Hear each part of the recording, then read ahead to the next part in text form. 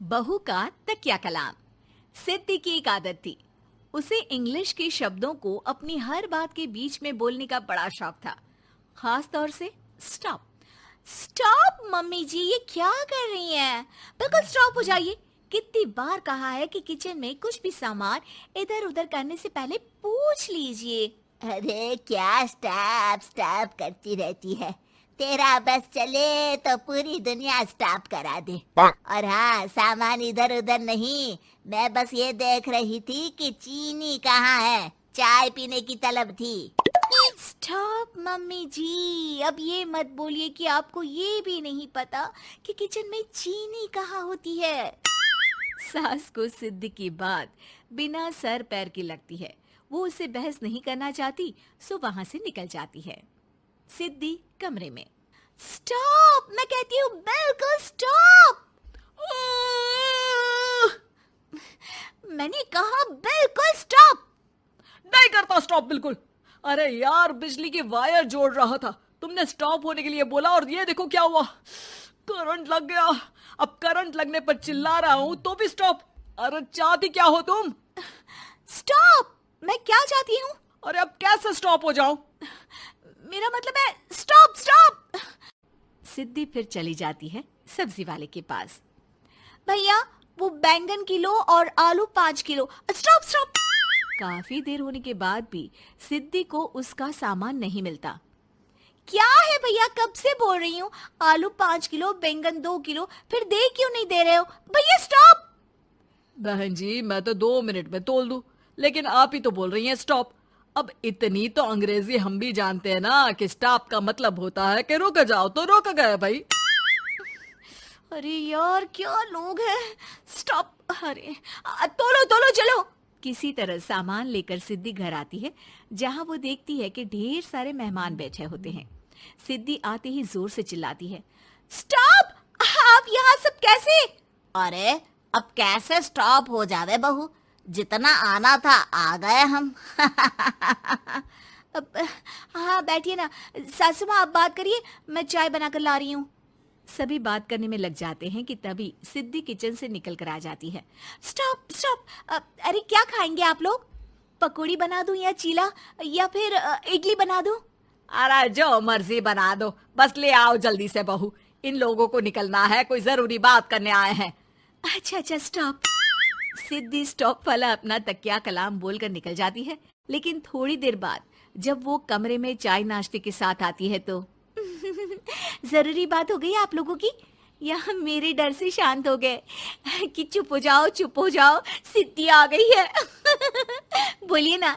बस जैसे ही सिद्धि ने कहा बोलिए ना, घर में चकर पकर की आवाज गूंजने लगती है।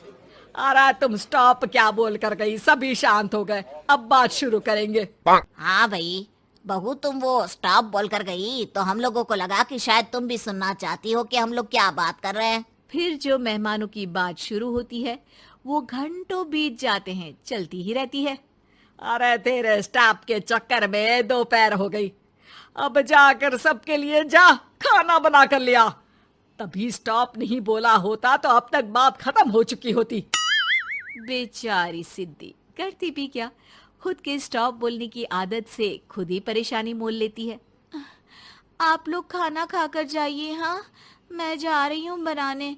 मम्मी जी, लेकिन स्टॉप, मैं ना खाना बनाकर लाती हूँ। सिद्धि सबको खाना खिलाकर विदा करती है। पूरी तरह से थक चुकी सिद्धि शाम को पार्क में वॉक करने जाती है। स्टॉप यार, आज तो मैंने बहुत खा लिया, पेट लग रहा है कि फट ही जाएगा। सहेली एक जगह खड़ी होकर सिद्धि की बातें सुनती है।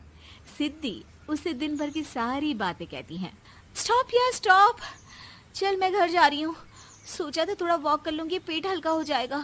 सारा दिन काम कर करके थक भी गई थी, लेकिन यार तेरे कारण बस खड़ी ही रह गई। वैसे तो पार्क करने क्या आई थी? और यार बड़ी अजीब लड़की है, मैंने कितनी बार बोला कि मैं वॉक पर आई थी, लेकिन तू स्टॉप स्टॉप बोलकर रोक लेती थी मुझे।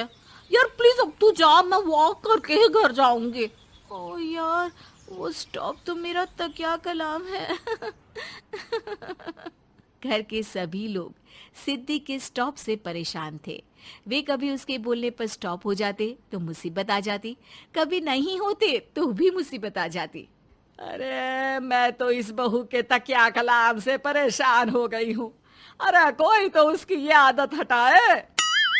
देखो माँ, ये जो आदत होती है ना, जब तक खुद की जान पर न बन जाए आदत छूटती नहीं। अरे उसकी जान पर बनाए उससे हमें क्या, हम लोगों के लिए तो ये परेशानी का कारण बनती ही जा रही है। उधर सिद्धि खुद सोचती है, अरे यार, पहले बाजार से देर, फिर दिन का सारा खाना, और फिर पार्क में मैं टहल भी नहीं पाई। क्या करूं? इस तकिया कलाम के कारण मैं खुद ही परेशानी झेल लेती हूँ। एक काम करती हूँ, आज से सोच समझकर बोला करूंगी। बहू स्कूटी उठाती है और निकल जाती है, लेकिन जैसे ही वो बीच चौक पर पहुंचती है, स्कूटी फिसल जाती है और वो नीचे गिर जाती है। हाय रे, कोई तो बचाओ, किसने टक्कर मार दी मुझे? कितना दर्द हो रहा है, कोई तो डॉक्टर के पास लेकर चलो। स्टॉप! बस जैसे ही बहू स्टॉप बोलती है, सारे वहीं रुक जाते हैं। बड़ी घमंडी औरत है, एक तो हम बचा रहे हैं, ऊपर से देखो स्टॉप बोल रही है। स्टॉप! कोई नहीं है क्या इस पूरे शहर में? बहू अपने तकिया कलाम की रट लगा कर रखती है। स्टॉप, कोई है? कोई स्टॉप?